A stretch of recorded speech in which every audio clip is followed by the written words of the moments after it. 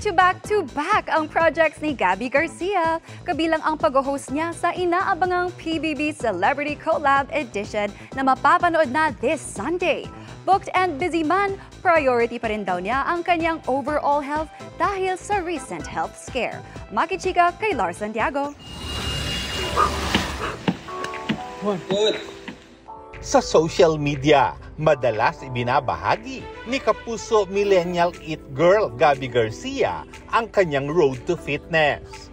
Pero hindi lang daw ito for the aesthetics, kundi para sa improvement ng kanyang overall health. Last year, I started having problems with my hormones. I had hormonal imbalances. So, kinailangan ko talagang mag-workout and I had to really monitor what I eat.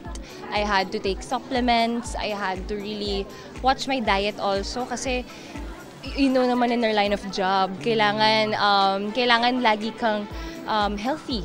Aminadong tamad mag-workout noon si Gabby, pero binago niya ang kanyang mindset. Time management is the key for Gabby, lalo na't sunod-sunod ang projects niya.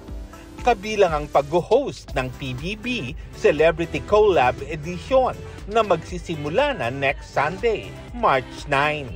Nag-aabang na ang netizens sa reveal ng magiging housemates. Si Gabby naman, naghahanda na rin. I'm doing my own research also. And Tito Boy actually called me last night congratulating me and letting me know na we have to work on something once I get the materials from PBB so we can start reviewing, we can start assessing where I am. Bukod dyan, nagte-taping din si Gabby para sa GMA's First View Original Series, ang Slay na nag-premiere na kaninang 6 p.m. Kasama niya sa mystery thriller series sina Julian San Jose, Isabel Ortega, Mikey Quintos at Derek Monasterio. Mapapanood dito soon sa GMA. Saya kasi puro collaboration yung trabaho ko lately and na-excite lang ako and I'm just really happy to learn from everybody. Nakahilera na rin ang Encantadia Chronicles Sangre sa mga proyektong gagawin ni Gabby.